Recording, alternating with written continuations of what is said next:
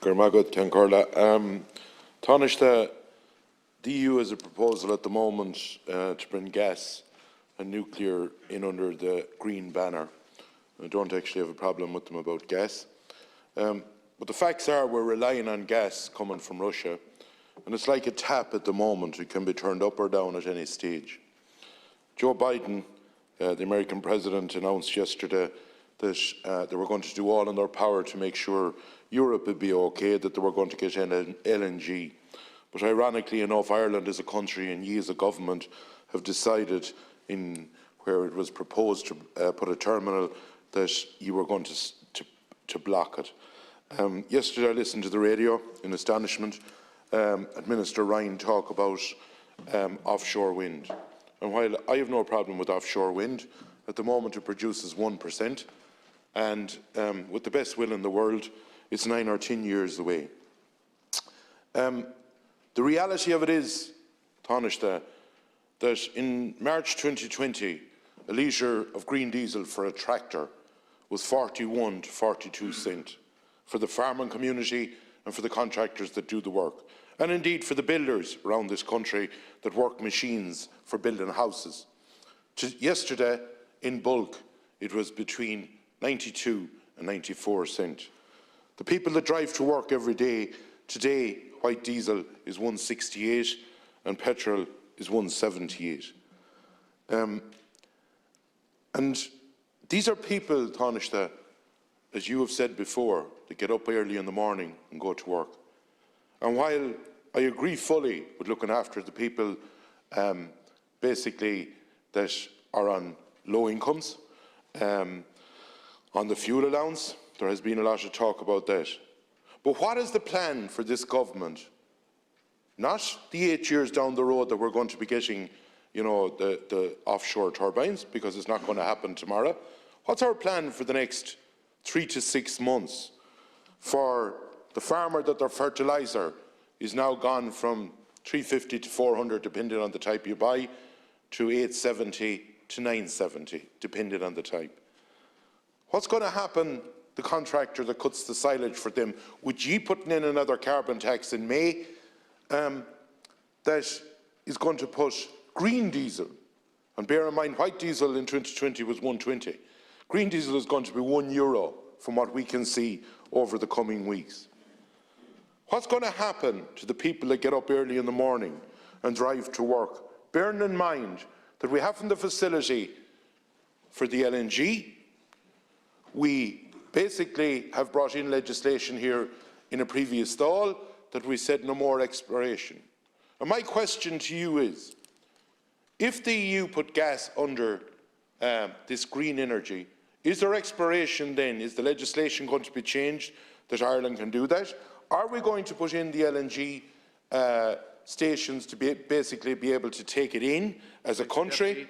And what are we going to do for those people that get up early in the morning that are now paying exorbitant rates, be it to produce food as a farmer or to go to work as a consumer? Thank you.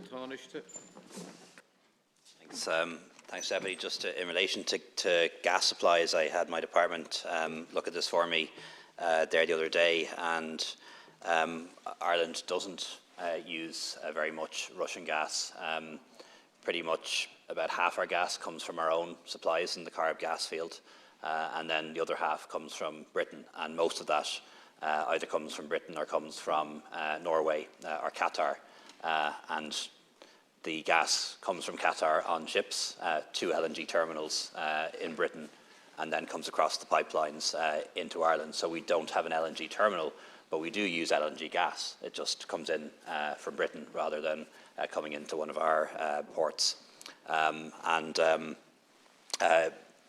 While any potential reduction or cut-off in Russian gas wouldn't directly hit supplies here, there would be a knock-on effect, of course, because if the amount of supply goes down globally, the price will go up globally.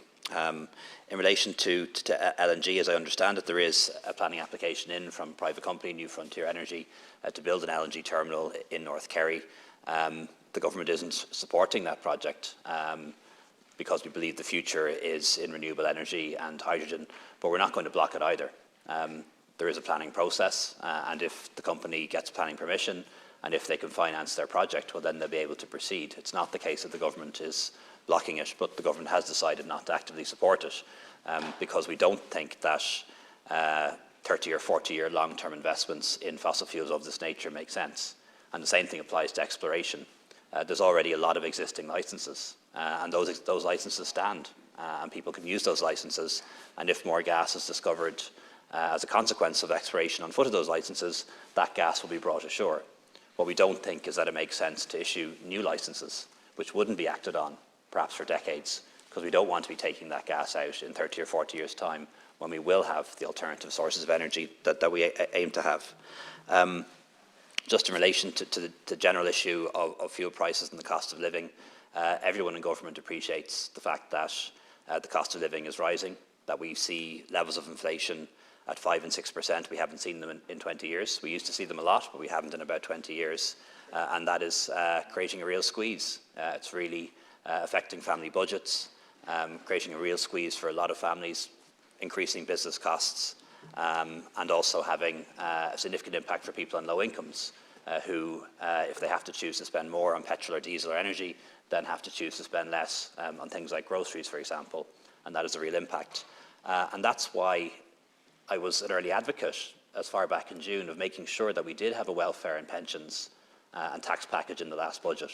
The best way to help people with the cost of living is to increase their incomes and increase their take-home pay and give them the discretion as to how they spend their money. And that's why I signed off on that increase in the minimum wage. It's why pay is being increased in the public service. It's why we had a welfare and tax package and pensions package, which many people actually opposed at the time. And we appreciate we need to do more. And one part of that is the energy credit, which is being worked on at the moment. Deputy Fitzmaurice. Taoiseach, it might be worthwhile going back to your department to look at the amount of gas you're getting from the UK or from Scotland, for the simple reason England, if you read the stats and the facts, are in a slight bit of bother as well in relation to it, even though they have their own. And in relation to the second part of your answer, yes, there was social welfare increases. Yes, there was basically tax breaks or the minimum wage. But the reality of it is that at the moment, the general household will be probably down 2,000 to 3,000 that's driving to work, that's maybe doing a bit of farming, that's buying fertiliser. Where is this going to come from, or what plan have you? It's lovely to talk about, you know, you don't believe for the next 40 years, and that's fine. I don't have a problem with you in that, in the line of the exploration or having terminals or whatever. That's fine. But what I am talking about, Taoiseach, isn't 40 years, isn't 8 years like Minister Ryan yesterday, isn't 2 years.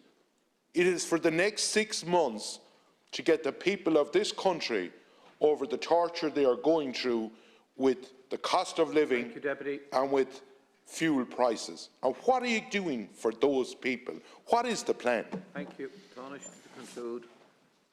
Thanks, Deputy. As I think you rightly acknowledged, the budget provided for a social welfare package and a pension increase across the board, as well as targeted increases for those who need the most, particularly to the fuel allowance and the living loan allowance, and also provided for reductions in income tax, increases in tax credits, and also widening of the tax bands, so the people on middle incomes who are also struggling with the increased cost of living would get something. That way we made sure that if somebody who isn't getting a pay increase from their employer at least got something. And that's why we were so determined to have an income tax package. And again, I'd remind members of this House who are complaining about the high cost of living, these are the same people in this House who voted against the budget, voted against those income tax reductions, who complain about the fact that we have a high cost of living, and yet would have middle income people earn less, take home less each day. If the opposition parties were the government, the average middle income family would have €800 less a year in their pockets every year. And that's the reality of that. There's also been the real rent freeze, 2% or less. Thank you, the freeze on childcare fees, and there'll be improvements in the SUSI grant, which will come in later in the year. But like I say, when it comes to the specific issue of energy costs, there's the energy credit, which is being legislated for quite soon, will be deducted from people's bills, hopefully by the end of March. and we are looking Thank at other you, mechanisms Tánaiste. to help Time is because up. we appreciate that the cost is very high. That concludes leaders' questions.